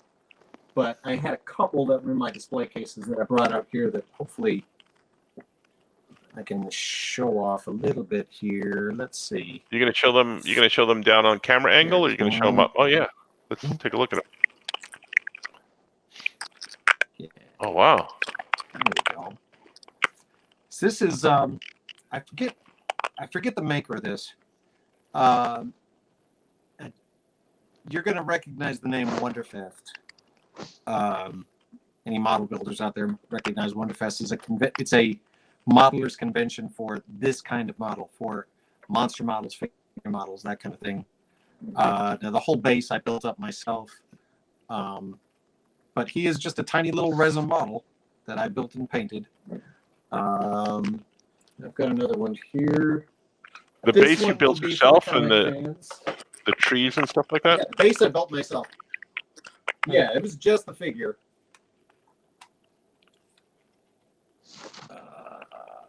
So let's see if he shows up. Come on. Oh, There we go. I know who that is. Super Soldier from Yeah. Amalgam Comics. Yeah. So this was a model that came out a couple of years ago from a company called Toy Biz. They did a series of Marvel plastic figures, and of course it was Captain America and Red Skull, and I had a ton of alterations on it to turn it into Super Soldier and the Green Skull. I had to sculpt back the mask and sculpt in ears. I had to make the shield and all of that. It's gotten in a little bit of rough shape. It needs some repairs here and there. But Did you have to these are sculpt the hair on two of that my too? models. Yeah, I had to sculpt the hair, sculpt the ears, sculpt the mask, the top of the mask. I added the medals to Green Skull, and I added the armband because, of course, the model was not going to come with the Nazi armband. Right now, you can see there's a piece of tape holding his shield on because it needs a couple of repairs. And it used to have batteries in it. There's a skull down here that would light up. Yeah, but I don't have batteries in it right now. That's that could be the But, ultimate I do a lot crossover. of- Say it again, Wayne. That could be the ultimate you not familiar crossover with that, with Wayne? Dark Horse. Yeah, no, I'm just saying that could be the ultimate crossover with Dark Horse, where you have the amalgam Captain America and the mask. Oh, I got you. Oh, the I see what mask. you're doing. Oh my gosh. Well, I was going to say, I don't think they made amalgam statues or anything like that, right? Because there's that big Marvel DC thing where they'd have to split things, and it's weird. Yeah. So Yeah, I think a lot of that boils down to, I don't want to necessarily get into comic book politics, but I think a lot of that boils down to a particular name at Marvel that does not get along with anybody at DC. Because a lot of that, none of that stuff is in print any longer. Right. All the trades are gone, hard to find, which is a shame because some of them have some incredible artwork. yeah. The Doctor Strange Fate by Garcia Lopez and Kevin Nolan. Yeah. That is just gorgeous. Andy, Jason has a question. Besides, What it was type of just mod? fun. Oh, Yeah. Andy, Jason would like to know what type of models are your favorite to build? monsters. Monsters. I used to love like the old Horizon vinyl kits. I got addicted to vinyl first because with vinyl you could drop it and your kit was okay. With resin you drop it and it shattered like cheap glass. But I got into resin as well. I've got a garage full of resin waiting on me. I was asking Jason what his Grail kit was, and my Grail kit was our Tom Kuntz Man Who Laughs. And for you guys that don't know what I'm talking about, The Man Who Laughs was an old silent movie starring Conrad Veidt, and that is the character that the image of the Joker was based on. Right. He was a character called Gwynplaine, and as a child he had his face slashed so he could only grin. But unlike Heath Ledger, he didn't have these big ugly scars on his face or whatever. He just had this permanent grin, and he's very macabre but it's a very sad story. But the model kit was a rare kit of him in this beautiful 18th century garb with these intricately sculpted lace cuffs, and he's holding a lace hanky, and he's got the big wig on with that big giant grin. It was just gorgeous, and it was always a kit that was too expensive for me to get. This hobby is very expensive. Model kits, those model kits, a base price is usually around 120, 150 bucks. This one was around 350. And so when, I never got it. I always wanted it. And when My Little Pony took off and I got the gig on that, I was like, God damn it, I'm tracing that. I'm going to find that model kit. And I finally found it, and I finally got it, and it's sitting in a box unbuilt. So,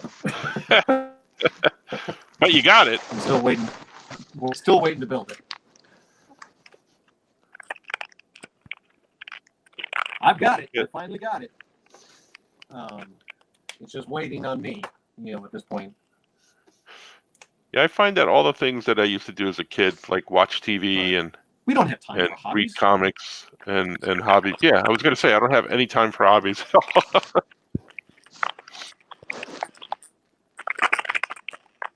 Jake, I wish I could read comics. I work in comics. I can't afford to buy them. Yeah.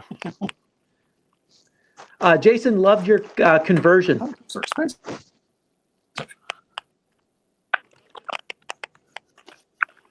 Oh, thank you. I did a Wolverine and Batman one as well. But he's moved like he is not fared well. Oh, the Dark Claw one. Yeah, Dark Claw, the Jim Ballant design. Mm-hmm. Yeah. Now here's a segue off for a second. This is always one of those comic book nerd questions. We're all nerds. Yeah. So when they did the DC versus Marvel stuff, they always put Batman against Captain America. That is not a fair fight. And the more and more I think about it, I don't think Marvel has a Batman equivalent. Does Marvel have anybody that is just a guy in a suit? That'd be Iron Man. Yeah, right? Basically. But Iron Man... Everybody else has powers. Yeah, Iron Man and Batman don't... No, because he has that... The sight enhancement, or the hearing... Well, he has his senses, but he's still just a human with enhanced senses. So he's trained himself to be like an ultimate athlete, but still, his only advantage would be being able to sort of maybe anticipate something. But Batman can control himself. He can control his heart rate. He can actually feign. And as soon as he knows that Matt's blind, that's it. Matt's gone. Well, I've often talked about this. Batman has an advantage in the sense that he, my favorite thing is Tower of Babel from Mark Waid, and one of my favorite stories is I was at dinner with Mark Waid for the first time, and we were talking about like our favorite comics, and I started to describe this story of the Tower of Babel, and he's sitting there with a big grin on his face, and halfway through the conversation of me describing the whole thing, I'm realizing, oh man, he wrote this story, and he's looking at me like, yeah, I did, type thing. So, but yeah, he's got a plan. He knows. He studies. He finds out. Well, Madeline thinks the Falcon could be a good equivalent to Batman. Just a guy in a suit. Yeah. And Katie believes Iron Man, rich guy in a suit with dead parent issues. Falcon has no powers. Yeah.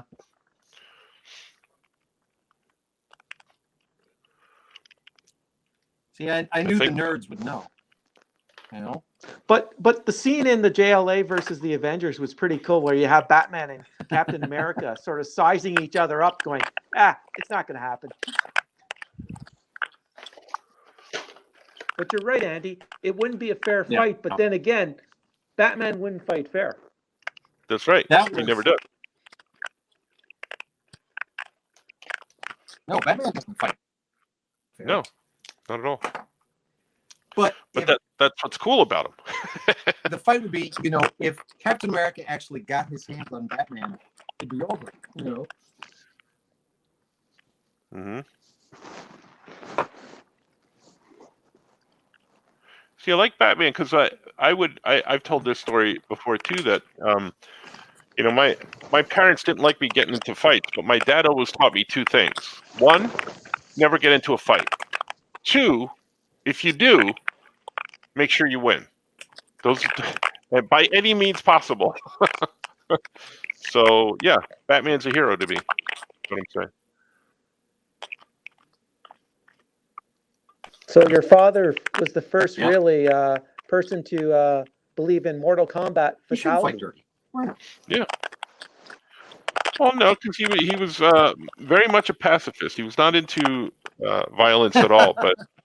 But yeah, if you're in a fight, you need to win, or else you're gonna get hurt, type thing. Jason has a comment about your Wolfman kit, Andy. He says that the Wolfman kit that Andy showed is the geometric miniature kit. It is now produced by Blackheart Models. That's it. Mhm. Yeah. I've also got the geometric mini Gilman, and I think they did a Karloff Frankenstein as well that I've got.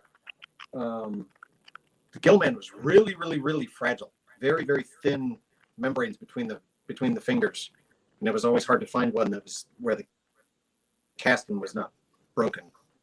I think one of the things that I always liked about vinyl kits is you didn't run into the bubbles and the miscasting as much as you did in the resin, but resin captured detail better. And I've got a couple of resin kits that they're just bubbles. That's all they really are, and I'll never be able to build them. I'm never gonna build anything. I think maybe when I retire one day, maybe. But even then, probably not. Retire. That's a fun word to say. Yeah. Because it's never gonna happen. This one. You're funny. I know. Well, we're winding down. So, what are you working on? What is it that you're working on now? Phonics. Speaking of. Okay. Well, let's see. There's ponies. Working on ponies. Always with ponies. I've been working with John Carpenter's Tales for Halloween Night. Ooh. Which is a completely, complete world of 180, which is great for me. I love, love, love horror comics. I love horror, period. But even as a kid, I couldn't get enough of horror comics. And Sandy King, John Carpenter's wife, produces this book. And this is my story in here. I've done 2 issues so far, and I've got to get started on the 3rd issue here soon. This was some of my art for the 2nd book that I did. In these stories, I'm writing and illustrating myself. And this one was a story that took place in the 1800s. I wanted to do a story with a swamp witch, so I had to draw all kinds of creepy trees and swamp animals and things like that. And I got to do this beautiful self-portrait of myself, this old haggard guy here. As you can see, I work traditionally. I don't work digitally. I don't draw digitally. I do color digitally occasionally, but I can't. For all the times I've tried to teach myself to draw digitally, I just can't do it. It drives me up a wall. But this was a lot of fun to do. I love that. What type of tools do you use, Andy? So primarily for my inking, for like some of the line work, I use Faber-Castell Pitt pens. But then when it comes to actual inking of the figures and all of this, that is all Brush? that is all brush and ink, baby. That Oh, is all yeah. traditional. Mm-hmm. Yeah. That's all traditional. But yeah, Yeah. lots of fun monster stuff, flying heads, all kinds of fun stuff. As you can see, I love to do horror stuff. One of my biggest disappointments in the industry was we had worked out something where you and I and actually Katie Cook were going to be working on Sabrina, the Teenage Witch for Archie, which turned out to be the bottom fell out. They had solicited the book; it was going to come out, but your artwork was just wanted you on the project. We talked about it. And it was I couldn't believe that we had signed a deal. It was going to happen, and then it just all came apart. I even made a playlist on Spotify to draw by, my Sabrina playlist, which was all like music, like Frank Sinatra's Witchcraft and things like that. All witch and magic related songs. Is that Cat People? And it kills me because yes, Cat People. Wow, Nastasia Kinski. Wow. But it also has the look of the there's an Italian horror flick. Yeah.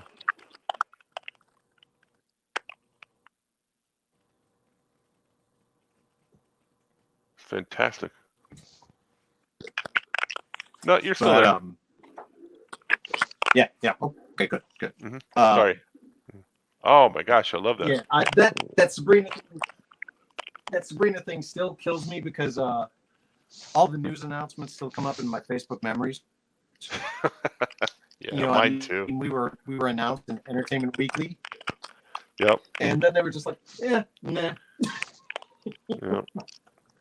Yeah. Katie says, "Pour one out for Sabrina." Yeah. There was and I have to say one of the most fun experiences in comics for me.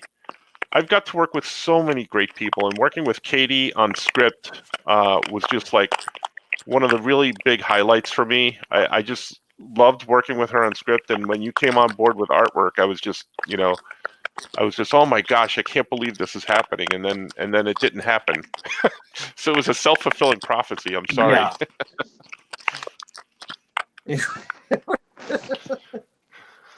Yeah, it was murder. Mike now owns the cover that I did. Right. And I actually eventually ended up selling the pages that I did to a fan who was so taken with the saga.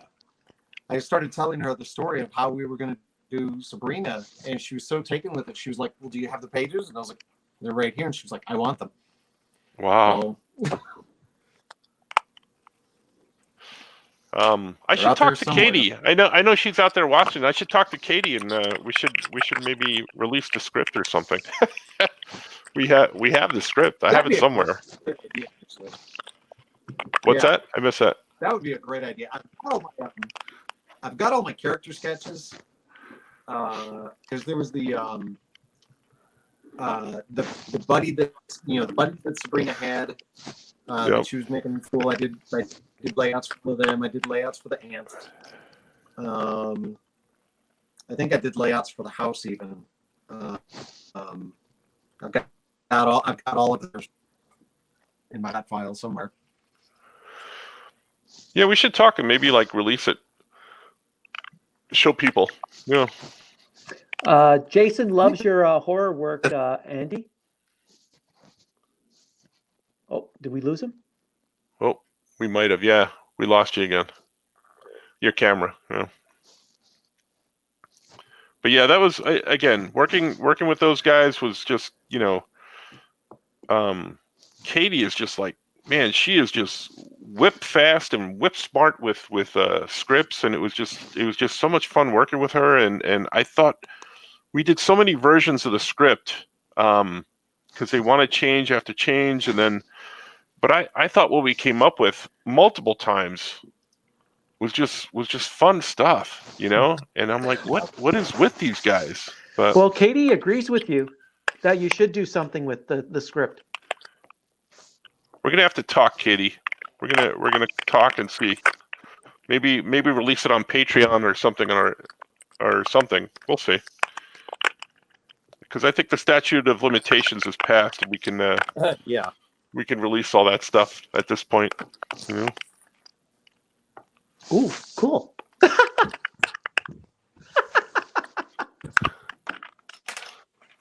It's Batman's birthday today. I love it. There's your Also, other useless trivia for today. February 19th is Batman's birthday. What So there we I go. am having a dream fulfilled because Andy is working on another project. Andy and I are working on another project that we can't discuss, but it is happening, hopefully. Yes. So I'm Um, excited about that as well. yeah. You mean the My Little Pony on It's Elm been- Street? It's Yeah. the Edgar Allan Pony. Yeah, I am really looking forward to that. I'm also grateful that we have some time to work on it. Yeah. But yeah, that is going to be so great, so great. I'm looking forward to the day when we can actually tell people what we're doing. Yeah. Yeah. It's gonna be fun. So, all right. Well, I think we've taken up enough of Andy's time here. We've been on for a couple hours already. Time flies. I'm almost finished. I have some Yeah, it does. details and backgrounds and stuff, but show everybody what I got so far here. Yeah, I've got a little bit of cleanup to do on fur. Oh, let's take a look at it here. Yeah. I love that. So I'm gonna- face. I love that light. Yeah. I'm gonna go with some colored pencils and maybe some more, black marker again, but I have to finish coloring the mist.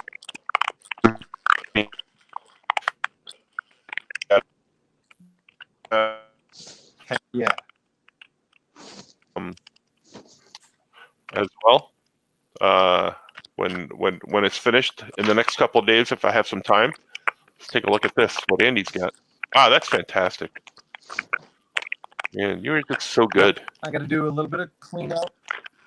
I got to finish up my inks and then do a bit of colored pencil, paint, highlight, and clean up these little red dots that I accidentally made when I opened the marker too close to the artwork. But that's not a big deal. Like, they're easy to clean up. But yeah. Now, are these available? If you look at the scroll on the bottom, you can get Andy's Big Cartel and website and stuff like that. Check them out. Any of this stuff for sale up on there? Yeah. Mhm. Yes, there is. Big Cartel. I've got all kinds of prints, originals, pages, things like that. You know, we were talking about what we do in the shadows. Oh, that's the wrong thing. We're talking about what we do in the shadows. There's my I love this that piece. is up on my Big Cartel. I love this piece. This is one of my. Eventually I mean, I'll- I love everything that you do, but when I saw this, I think this was in Christina Blanche's sketchbook, correct? Yes. Yeah. Oh my gosh, I love this piece. I was so Yeah. happy with it.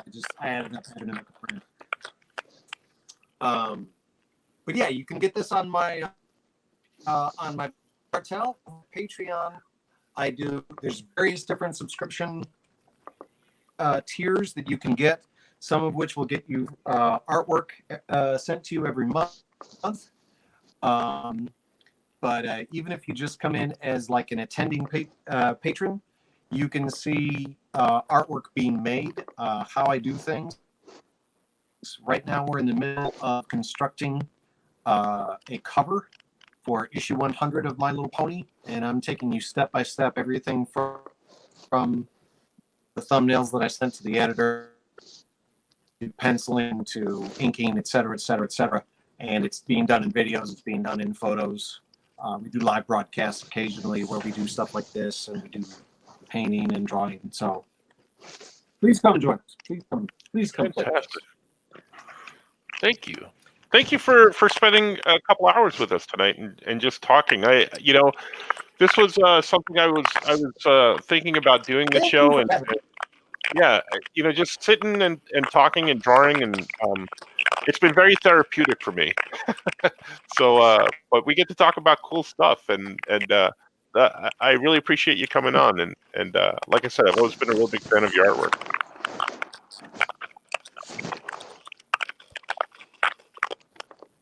Thank you. I really, really appreciate being here, because this is the only kind of social contact we get now. Yeah. This is it. These are our conventions now. This is what we get to do, and I miss talking with fans. I miss my friends from conventions. By this point of the year, we probably should have seen each other twice already. At least, yeah. C2E2 and at least once or twice. So yeah, I love doing this kind of stuff. Anytime, I'd love to come back. Cool. Well, definitely when what we do in the shadows comes back, we'll definitely have you on again, because that's one of my favorite shows right now, and I'd love to have you on again. Cool. Andy, before you leave, we do have an order for you, but unfortunately, there's a bit of a proviso with it. A certain Mr. Scoot McMahon would love to buy your work, but he's just spent too much money at Tony Paco's. Buying hot dogs from Klinger. Yeah, sure. And Madeline loves your work too. That. Awesome. You guys are awesome. Thank you, thanks for thank you very, very much. Yeah, thanks for coming out. Next week, Wayne and I will be here, and our guest will be Art Baltazar, because we're going to be talking about the 2-hour premiere. We're going to talk the next WandaVision, but we're also going to be talking about the 2-hour premiere of Superman and Lois, which I believe airs on Tuesday on the CW next week. So on Friday, we'll be talking about Superman and Lois, which is, if you know Art Baltazar at all, one of his favorite subjects, Superman. And we're going to talk to him, and I think it'll be fantastic. So, yeah, join us for that. Yeah. All right. I'm going to tie Superman to Mesh. Oh boy, do it. I'm going to tie Superman to Mesh.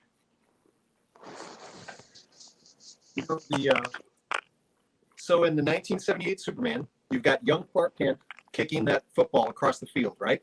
Just out into the stratosphere. You remember the scene I'm talking about, right? Yep. Mm-hmm. That actor shows up in season 11 of MASH as a patient of BJ's. Oh, wow. BJ Honeycutt operates on Clark Kent. And at the end of the episode, does he catch the football? So there you go. There's your MASH Superman. Yeah, see, Superman kicked the football all the way back to the Korean War. Back in time. You guys have been awesome. Thank you, everybody, for watching. You can catch past episodes on my Patreon. So go to patreon.com/Franco_ for any of that, and you'll see artwork and behind-the-scenes stuff and comic strips and stuff like that. And we'll see you guys next week as well. Bye, Wayne. Thanks. No, thank you. Be good.